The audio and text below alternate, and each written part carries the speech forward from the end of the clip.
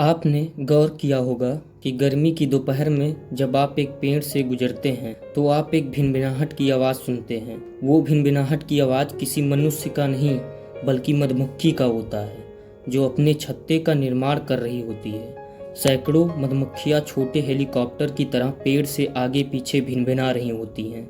आप उस पेड़ को काफ़ी गौर से देखते हैं और आपके अंदर जिज्ञासा पैदा होता होगा कि इस पेड़ के ऊपर मधुमक्खियों के छत्ते का सैर करना कैसा होगा।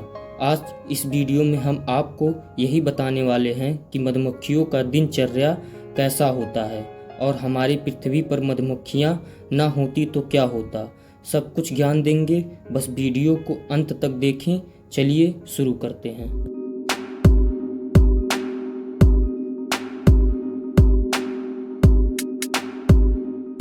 दोस्तों, पहले हम जान लेते हैं मधुमक्खियों के बारे में मूलभूत जानकारियाँ। ये परिश्रमी छोटे जीव हमारे पारिस्थितिक तंत्र का एक महत्वपूर्ण हिस्सा हैं, जो हमारे जीवन का कई घटक सरल बनाती हैं। वैज्ञानिक मानते हैं कि हमारे भोजन का हर तीसरा हिस्सा मधुमक्खियों के प्रयासों का ही नतीजा है। मधुमक्खी इतने सारे खाद्य पौधों को पॉलिनेटेड करते हैं जो हमारे भोजन को स्वादिष्ट और पौष्टिक बनाते हैं, जिनमें कई फल, सब्जियां और नट्स शामिल होते हैं। मधुमक्खियां द्वारा जीवन पर्यंत पराग इकट्ठा करने के कारण छत्ते में मौजूद शिशुओं को आहार में प्रोटीन उपलब्ध हो पाता है। अपने छोटे पैरों से पराग इकट्ठा करते समय कुछ पराग फूलों के नर घटक से मादा घटक तक पहुंच जाते हैं।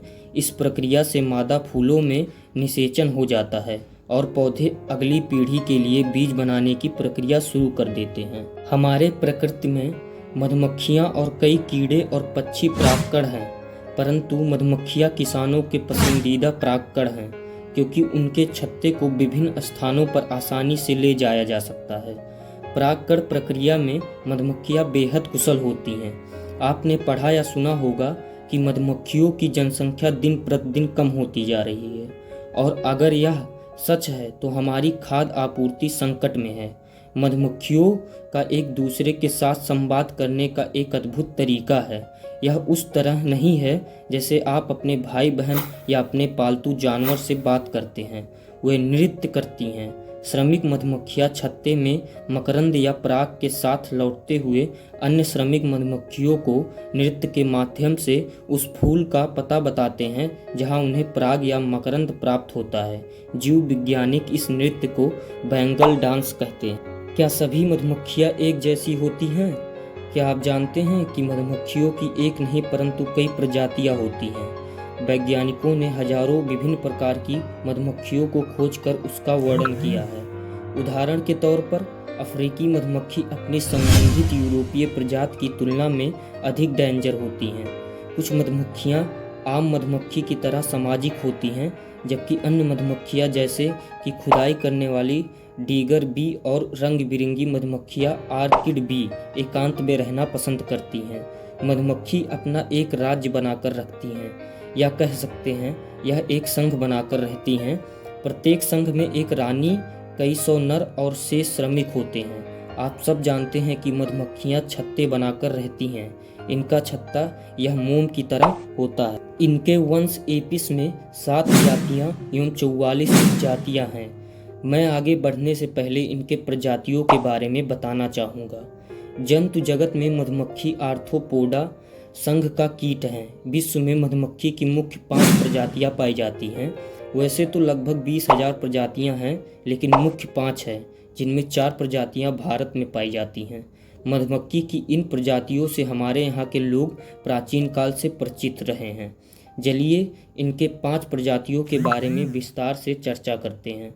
पहला, भुनगा या डंभर। यह आकार में सबसे छोटी, सबसे कम शहद एकत्र करने वाली मधुमक्खी हैं। शहद में मामले में ना सही, लेकिन परागकण के मामले में इसका योगदान अन्य मधुमक्खियों से कम नहीं है। आयुर्वेदिक दृष्टि से इसका शहद सर्वोत्तम होता है। दूसरा, भंवर या सारंग। इसे देश के अलग अलग हिस्सों में अलग अलग नाम से जाना जाता है। उत्तर भारत में इसे भंवर कहते हैं, दक्षिण भारत में इसे सारंग तथा राजस्थान में मोम माखी कहते हैं। ये ऊंचे वृक्षों की डालियों, ऊंचे मकानों, चट्टानों आदि पर विशाल छत्ता बनाती हैं।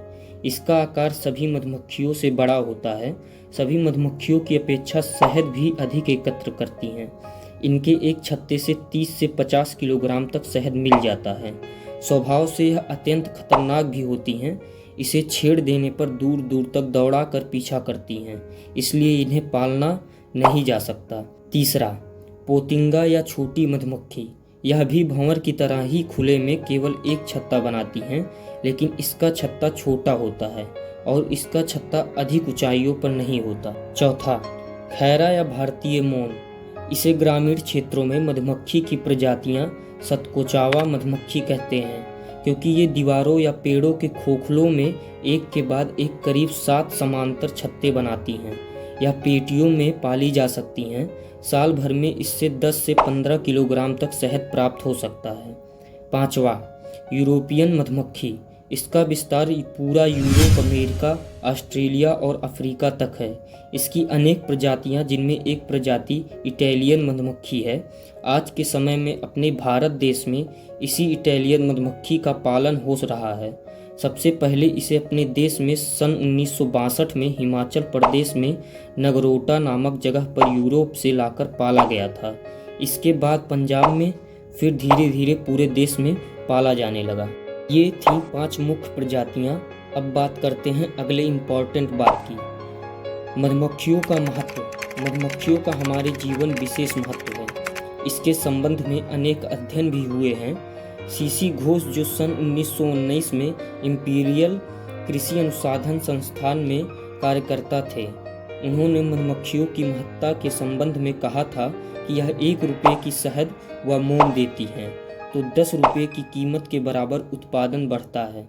भारतीय कृषि अनुसंधान संस्थान नई दिल्ली में कुछ फसलों पर परागकण संबंधी परीक्षण किए गए, जिससे पता चला कि जिन फूलों का मधुमक्खी द्वारा परागीकरण होने दिया गया उनमें 85% बीज बने और जिसपे नहीं किया गया उनमें मात्र 6% बीज ही बने थे।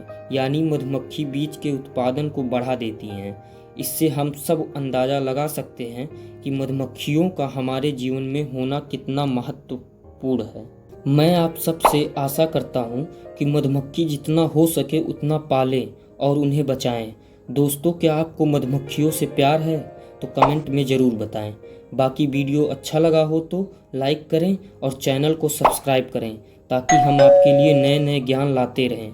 अब इसी के साथ मैं देवराज पांडे आप सबसे विदा लेता हूँ। फिर मिलते हैं एक नए ज्ञान के साथ। तब तक आप सब अपना ख्याल रखिए। जय हिंद, जय भारत।